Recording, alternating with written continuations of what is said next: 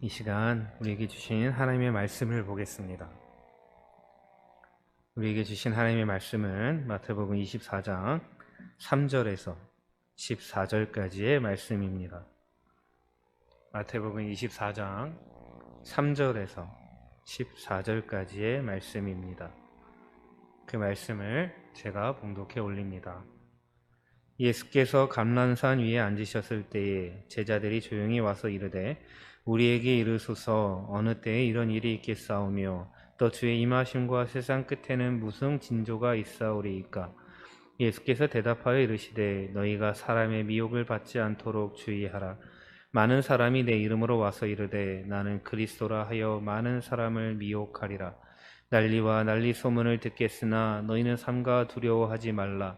이런 일이 있어야 하되 아직 끝은 아니니라. 민족이 민족을 나라가 나라를 대적하여 일어나겠고 곳곳에 기근과 지진이 있으리니 이 모든 것은 재난의 시작이니라. 그때에 사람들이 너희를 환난에 넘겨주겠으며 너희를 죽이리니 너희가 내 이름 때문에 모든 민족에게 미움을 받으리라. 그때에 많은 사람이 실족하게 되어 서로 잡아주고 서로 미워하겠으며 거짓 선지자가 많이 일어나 많은 사람을 미혹하겠으며 불법이 성함으로 많은 사람의 사랑이 식어지리라. 그러나 끝까지 견디는 자는 구원을 얻으리라. 이 천국 복음이 모든 민족에게 증언되기 위하여 온 세상에 전파되리니 그제야 끝이 오리라. 아멘. 우리 속담에는 날씨에 관련된 것이 좀 있는 것 같습니다. 그러니까 제비가 낮게 날면 비가 온다라는 말이 있고 저녁 너울이 고우면 날씨가 맑다라는 속담이 있습니다. 그리고 어쩌면 가장 확실한 기상청인 무릎을 붙잡고 말씀하신 우리 할머님들의 비가 오려나 라는 말씀도 있습니다. 그래서 이 말들은 어떤 현상을 통해 날씨를 예측할 수 있다라는 거죠. 제비가 낮게 나는 것으로 비가 올 것을 예측할 수 있고 저녁 노을이 맑은 것으로 또 고운 것으로 날씨가 맑을 것을 예상하기도 합니다. 그리고 그 현상을 우리는 징조나 또 혹은 조짐이라고 말할 수도 있습니다. 사실 날씨에 관한 이 속담들은 과학적인 근거를 가지고 있다고 합니다. 저녁 노을이 고우면 정말 날씨가 맑고 제비가 정말 낮게 날면 비가 온다라는 거죠. 정말 좀 타당한 말이라는 겁니다. 그렇게 이런 징조가 있으면 그에 상응하는 결과가 나오게 됩니다. 예수님께서는 예루살렘에 입성하신 후에 줄곧 서기관과 바리새인들과 더불어 쟁론하셨습니다. 그리고 23장 마지막에 이르러 예수님께서는 예루살렘의 멸망을 말씀하셨습니다. 그리고 24장 1절과 2절에서는 예루살렘 성전의 몰락을 말씀하셨어요. 예수님의 12제자와 이스라엘 백성들은 자신들을 로마에서 구해줄 다윗과 같은 왕을 기다렸습니다. 그리고 그 왕이 바로 예수님이라 믿었습니다.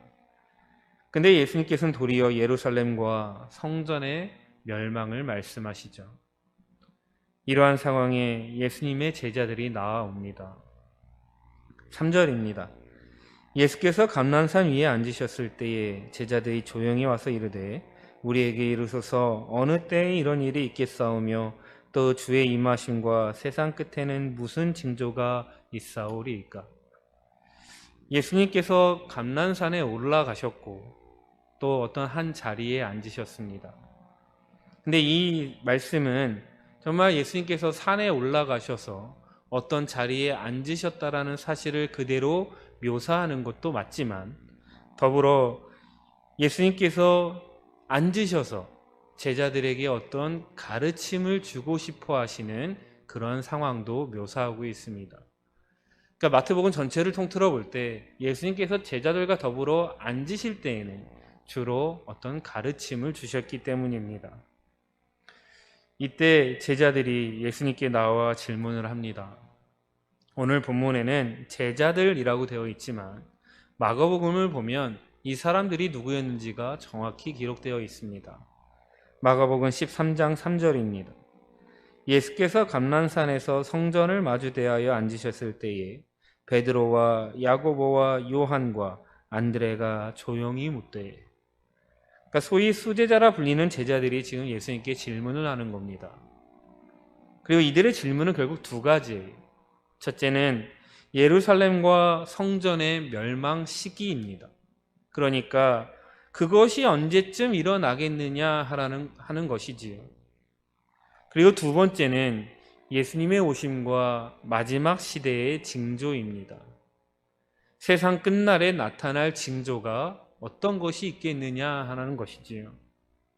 사실 너무나 궁금할 겁니다. 궁금해하지 않을 사람이 있을까요? 종말의 시기와 징조를 우리가 알 수 있다면 그것을 충분히 대비할 수 있으니 정말로 궁금해할 겁니다. 이런 상황에서 예수님께서 말씀을 시작하십니다. 4절입니다. 예수께서 대답하여 이르시되 너희가 사람의 미혹을 받지 않도록 주의하라. 예루살렘 성전의 멸망 시기, 또 세상 끝날의 징조를 제자들은 물었는데 예수님께서는 너희가 사람의 미혹을 받지 않도록 주의하라고 말씀하십니다. 그 시기는 이러해, 그 시기는 이때야, 그때는 이러한 징조가 있을 거야가 아니라 미혹을 받지 말라고 주의하라고 말씀하십니다. 하지만 이 말 속에는 그 세상 끝날의 징조가 담겨 있지요. 바로 미혹입니다. 미혹의 사정적 의미는 이러합니다. 무엇에 홀려 정신을 차리지 못함. 그렇다면 무엇에 홀려 정신을 차리지 못하는 걸까요? 5절입니다. 많은 사람이 내 이름으로 와서 이르되 나는 그리스도라 하여 많은 사람을 미혹하리라. 많은 사람이 자신을 그리스도라고 소개한대요. 자신이 그리스도라고 말한다고 합니다. 그럼 이 사람들이 누구일까요? 11절입니다. 거짓 선지자가 많이 일어나 많은 사람을 미혹하겠으며. 거짓 선지자래요. 자신을 그리스도라고 말하는 이 사람들은 거짓 선지자라고 합니다. 거짓 선지자. 그러니까 선지자인 것 같으나 선지자인 것처럼 보이기는 하나 실상은 아닌 사람들인 거죠. 근데 문제는 이 사람이, 정확히 말하면 이러한 사람들이 마지막 때에 하나님을 믿고 따르는 사람들을 미혹한다라는 겁니다. 하나님을 믿고 따르는 그 길에서 미혹하여 빼내는 거죠. 그런데 거짓 선지자가 사람을 미혹한다라는 것은 결국 그 미혹에 넘어가는 사람들이 있다라는 겁니다. 그렇다면 왜 사람들이 그 미혹에 넘어갈까요? 그 이유는 비슷하기 때문입니다. 하나님의 존재를 믿는 사람들은, 그래서 종교란에 적어도 기독교라 쓰는 사람들은 기독교와 불교를 혼돈하지는 않습니다. 기독교와 이슬람을, 기독교와 유교를, 기독교와 힌두교를 구분 못하지는 않습니다.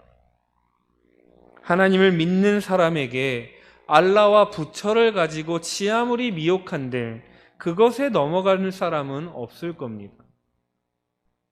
그런데 반대로 신천지나 여호와의 증인이나 하나님의 교회를 한번 보세요. 정말 수많은 사람들이 교회를 다닌다 하면서도 그런 곳에 빠져 있습니다. 좀 더 자세하게 볼까요? 옛날 미국에 찰스 러셀이라는 신학자가 있었습니다. 이 사람이 여러 사람과 함께 성경 공부를 하던 중 문득 어떤 생각을 하게 됐고 그 생각을 쭉 나름대로 정리하게 됩니다. 그리고 어떤 결론을 내렸는데 그중 가장 독보적인 것이 하나님의 삼위일체를 부인하는 것이었습니다. 더불어 예수님이 보이지 않는, 그러니까 예수님께서 보이지 않게 이미 재림하셨다라고 믿고 이제 멀지 않은 시대에, 그러니까 자신이 살고 있는 그 시대에 예수님께서 재림하실 거다 믿었습니다. 그래서 이 사람은 1874년에 예수님께서 오실 거다 주장했지만 결과적으로는 예수님께서 오시진 않았습니다. 그랬더니 그와 그를 따르는 사람들은 그 시기를 1914년, 1918년, 1925년으로 계속 바꾸어가며 지금까지 오고 있습니다. 이 찰스 러셀이 창립한, 그리고 이를 추정하는 세력이 바로 여호와의 증인들입니다. 이 사람들도 분명 성경을 말하고 하나님을 이야기합니다. 하지만 그들의 교리는 사실상 엉터리거든요. 다른 건 몰라도 하나님의 삼위일체를 부정한다라는 것은 이미 정통신학이 아닙니다. 하지만 외관상으로는 우리 기성교회와 너무나 비슷합니다. 정말 자세히 들여다보지 않으면 다른 점을 찾지를 못하는 거예요. 신천지도 그러하고 통일교도 그러하고 하나님의 교회도 그러합니다. 그래서 우리는 이것을 이단이라 말하지요. 사랑하는 성도 여러분, 이단의 뜻을 혹시 아십니까? 이단의 정확한 뜻을 혹시 아십니까? 한자를 보면 이해가 좀 더 쉽습니다. 이단은 다를 이자에 끝단자를 씁니다. 그러니까 쉽게 말하면 끝이 다른 거예요. 그리고 바꾸어 얘기하면 시작은 같다라는 겁니다. 한마디로 비슷하다라는 거죠. 정신 차리지 않으면 미혹될 수밖에 없다라는 겁니다. 그럼 어떻게 하는 것이 정신을 차리는 걸까요? 예수님께서는 오늘 본문을 통하여 주의하라라고 말씀하셨습니다. 근데 주의하다라는 말은 경계와 주의의 의미를 모두 갖고 있습니다. 그렇다면 그 경계와 주의란 무엇일까요? 요한일서 4장 6절입니다. 우리는 하나님께 속하였으니 하나님을 아는 자는 우리의 말을 듣고 하나님께 속하지 아니한 자는 우리의 말을 듣지 아니하나니 진리의 영과 미혹의 영을 이로써 아느니라. 너무나 명확합니다. 하나님을 아는 자. 하나님을 아는 것이 이단에 대한 경계와 주의인 것이죠. 그럼 우리가 하나님을 어떻게 알 수 있는데요? 하나님께서는 우리에게 자신을 보여주실 때 오직 성경을 통해서 보여주셨습니다. 그렇다면 성경을 통해서만 우리가 하나님을 알 수 있다라는 겁니다. 다른 방법은 없다라는 거죠. 그렇기에 우리 삶의 모든 기준은 성경이어야 합니다. 이것이 하나님을 아는 겁니다. 하지만 조심해야 할 것은 있습니다. 요한계시록 22장 18절에서 19절입니다. 내가 이 두루마리의 예언의 말씀을 듣는 모든 사람에게 증언하노니 만일 누구든지 이것들 외에 더하면 하나님이 이 두루마리에 기록된 재앙들을 그에게 더하실 것이요 만일 누구든지 이 두루마리의 예언의 말씀을 제하여 버리면 하나님이 이 두루마리에 기록된 생명나무와 및 거룩한 성의 참여함을 제하여 버리시리라. 한마디로 제멋대로 성경을 보지 말라라는 겁니다. 제멋대로 해석하지 말라라는 겁니다. 정말 자칫 잘못하면 비슷한 존재가 될 수 있다라는 겁니다. 물론 하나님의 말씀을 충분히 묵상하고 생각해야 합니다. 그렇게 해야만 합니다. 하지만 그것을 자신만의 신학으로 세워가면 안 됩니다. 일종의 검증을 받아야 돼요. 어떻게 해요? 성경을 통해서요. 우리는 매주 목사님의 설교와 이 목사님의 교육을 통해 하나님의 말씀을 배워가고 있습니다. 특히 요즘은 목사님과 전도사님께서 여러분에게 성경 동영상을 보내드리고 있습니다. 정말 그러한 것들을 통하여 우리가 하나님을 온전히 알아가야 합니다. 그래야 미혹을 당하지 않는 거죠. 정말 우리의 신학, 우리의 생각과 우리의 모든 것들을 정말 이러한 것에 일종의 검증을 받아야 합니다. 이어서 예수님이 말씀하십니다. 6절과 7절입니다. 난리와 난리 소문을 듣겠으나 너희는 삼가와 두려워하지 말라. 이런 일이 있어야 하되 아직 끝은 아니니라. 민족이 민족을, 나라가 나라를 대적하여 일어나겠고 곳곳에 기근과 지진이 있으리니. 세상에 난리가 있을 거래요. 민족이 민족을, 나라가 나라를 대적하는 그런 난리가 있을 거라고 합니다. 또한 세상에 기근과 지진이 있을 거라고 말씀하세요. 정말 세상 끝날에 이러한 것들이 있을 거다 말씀하십니다. 근데 우리는 이러한 현상보다 이러한 현상이 우리에게 주는 메시지에 조금 더 집중해 볼 필요가 있습니다. 전쟁과 기근과 지진, 정말 이러한 현상들이 우리 사람에게 미치는 가장 큰 영향은 무엇일까요? 바로 불안입니다. 정말 불안한 겁니다. 저는 전쟁을 모르는 세대입니다. 하지만 저희 부모님께서는 6.25를 경험하셨거든요. 특히 돌아가신 제 아버지께서는 6.25를 너무나 잘 기억을 하셨습니다. 그래서 아버지께 종종 그 당시 이야기를 듣곤 했는데 당시에는 모든 것이 불안했다고 말씀하세요. 아무래도 그렇겠지요. 안전이 확보되지도 보장되지도 않았습니다. 근데 어떻게 평안할까요? 또한 기근으로 하여금 굶주려 있는데 어찌 평안하겠습니까? 또 지진으로 하여금 모든 것이 파괴되었는데 어찌 불안해하지 않을 수 있겠습니까? 이처럼 세상 끝나는 불안이 넘쳐난다라는 겁니다. 그래서 두려워한다라는 겁니다. 정말 두려움이 가득하다라는 겁니다.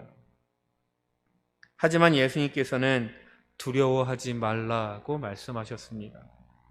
그런데 그 이유가 조금은 특이하죠. 예수님께서 말씀하셨습니다. 이런 일이 있어야 하되 아직 끝은 아니니라. 세상에 난리가 있을 것인데 그것이 끝은 아니다. 그러니 두려워하지 말라. 이게 무슨 말일까요? 요한복음 16장 33절입니다. 이것을 너희에게 이르는 것은 너희로 내 안에서 평안을 누리게 하려 함이라. 세상에서는 너희가 환난을 당하나 담대하라. 내가 세상을 이기었노라. 세상의 불안을 보지 말라라는 거죠. 우리가 두려워해야 할 것은 세상의 재난과 전쟁 따위가 아니라는 겁니다. 우리가 정작 두려워해야 할 것은 그 환난 속에서 담대하지 않고 오히려 하나님을 떠나는 자신이라는 겁니다. 예수님께서는 내 안에서 너희로 평안을 누리게 하시겠다 말씀하셨습니다. 그렇다면 우리가 예수님 안에 있어야 되는 거잖아요. 따라서 세상 끝날에 일어날 이러한 현상을 우리가 두려워하지 말고 오히려 그날에 하나님을 떠나게 되지는 않을까, 그것을 두려워하라는 겁니다. 이제 예수님께서 마지막으로 말씀하십니다. 9절과 10절입니다. 그때의 사람들이 너희를 환난에 넘겨주겠으며 너희를 죽이리니 너희가 내 이름 때문에 모든 민족에게 미움을 받으리라. 그때에 많은 사람이 실족하게 되어 서로 잡아주고 서로 미워하겠으며. 예수님께서는 마지막 때에 너희가 내 이름 때문에 모든 민족에게 미움을 받게 될 거라고 말씀하십니다. 한마디로 박해가 있을 거래요. 역사적으로 볼 때 기독교는 참 많은 박해를 받았습니다. 특히 로마의 황제 네로의 시절에는 정말 기독교가 심하게 박해를 받았습니다. 정말 로마의 큰 불이 나자 이 화재의 원인을 기독교인으로 돌리고 정말 수많은 사람들을 무자비하게 죽였습니다. 정말 이러한 박해가 마지막 때에도 있다라는 거죠. 그런데 왜 이러한 박해가 일어날까요? 왜 사람들이 서로를 환난에 넘겨주고 서로를 죽이며 서로를 미워하게 될까요? 12절입니다. 불법이 성함으로 많은 사람의 사랑이 식어지리라. 결국 사랑이 없기 때문입니다. 불법이 가득한 세상에서 온전한 법을 주장한들 무슨 소용이 있겠습니까? 정말 불법이 만연한 곳에서 바른 법을 주장한들 과연 그것이 받아들여지겠습니까? 이는 결국 하나님을 떠나간 죄인들이 죄 속에 묻혀 살고 있으니 하나님을 사랑하고 이웃을 사랑하라는 이 하나님의 법이 무용지물이 된 겁니다. 하나님의 법이 설 자리가 없게 된 거죠. 그러니 하나님의 법을 따르는 사람들은 미움을 받게 될 수밖에 없습니다. 심지어 죽임을 당할 수밖에 없는 겁니다. 이러한 의미에서 볼 때 박해란 어쩌면 우리 기독교인들에게 매우 필요한 것일 수도 있습니다. 왜냐하면 죄악이 가득한 이곳에서 우리가 의인으로 살기 때문에 받는 박해라면 그 박해로 인하여 참 신자와 거짓 신자가 구분되기 때문입니다. 우리 사랑하는 성도 여러분, 예수님께서는 지금까지 미혹과 불안과 박해를 말씀하셨습니다. 이것들이 세상 끝날의 징조라고 말씀하셨어요. 그런데 이 예수님의 가르침은, 그러니까 이 가르침의 목적은 사실 제자들로 하여금 이 징조에 대하여 예민해져야 된다라가 아닙니다. 이 가르침의 목적은 도리어 이 징조에 무뎌져야 한다라는 겁니다. 사실 예수님께서 말씀하신 마지막 때의 가장 확실한 징조는 다음과 같습니다. 요한계시록 1장 7절입니다. 볼지어다 그가 구름을 타고 오시리라. 각 사람의 눈이 그를 보겠고 그를 찌른 자들도 볼 것이요 땅에 있는 모든 족속이 그로 말미암아 애곡하리니 그러하리라. 아멘. 정말 예수님께서 말씀하신 마지막 때의 확실한 징조는 모든 사람이 구름을 타고 오시는 예수님을 보게 될 거라는 겁니다. 정말 그것을 못 볼 사람이 단 한 명도 없다라는 겁니다. 모두가 볼 거라는 거예요. 그러니 세상 끝날의 징조가 궁금할 필요가 없다라는 겁니다. 그렇다면 예수님께서 왜 지금까지 미혹과 불안과 박해를 말씀하셨을까요? 그 답이 13절입니다. 그러나 끝까지 견디는 자는 구원을 얻으리라. 예수님께서는 마지막 때에 벌어질 미혹과 불안과 박해를 말씀하셨지만 이것들에 대하여 또한 분명 이렇게 말씀하셨습니다. 이 모든 것은 재난의 시작이니라. 이것이 끝이 아니라는 거지요. 도리어 시작이라는 겁니다. 그러니 이러한 징조를 보며 이제 마지막 때가 왔으니 이제 무언가 준비를 해야겠구나 라는 것이 아니라 평소에 미혹을 주의하고 평소에 하나님을 붙잡으며 평소에 박해를 받아도 그리스도인으로서 살아가라라는 예수님의 말씀입니다. 그러한 의미로 견디는 자는 구원을 얻게 된다 말씀하셨습니다. 사실 이 말씀은 어떤 인과관계가 아닙니다. 구원을 얻지 못한 어떤 사람이 끝까지 인내함으로 구원을 얻게 될 거라는 그런 말씀이 아닙니다. 생각해 보세요. 우리가 만일 알지도 못하는 사람 때문에 박해를 받는다면 그 누가 그것을 인내할 수 있겠습니까? 하나님의 존재성을 확실히 믿지 못하는 사람이 어떻게 미혹을 뿌리칠 수 있겠습니까? 견디는 자가 구원을 얻게 될 거라는 이 말씀은 우리에게 구원의 확신이 있어야, 곧 믿음이 있어야 이 모든 것들을 견딜 수 있다라는 말씀입니다. 그러니 마지막 때에 어떤 징조를 궁금해하지 말고 바로 오늘 성경을 통하여 하나님을 온전히 알고 하나님에게서 떠나가지 않도록 하나님을 더욱 붙잡으며 비록 어렵고 힘든 상황에 있더라도 그것으로 하여금 하나님을 향한 나의 진실한 믿음을 더욱 확실히 보이라는 겁니다.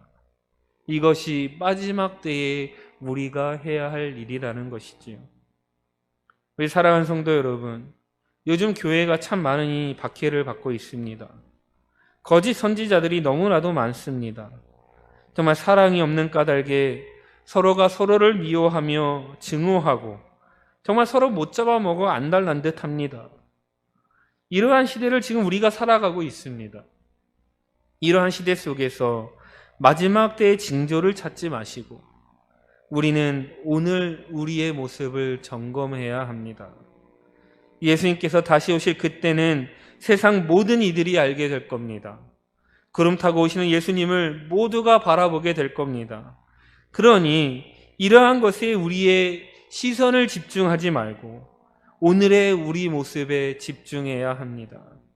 나는 성경을 통해 날마다 참 하나님을 알아가고 있는가? 나는 하나님이 두려운가 아니면 세상이 두려운가? 나는 박해를 받아도 하나님의 사람으로 살아갈 수 있는가? 이것을 우리가 하나님 앞에서 늘 점검해야 합니다. 나는 하나님을 매일 알아갑니다. 나는 하나님만을 붙잡고 살아갑니다.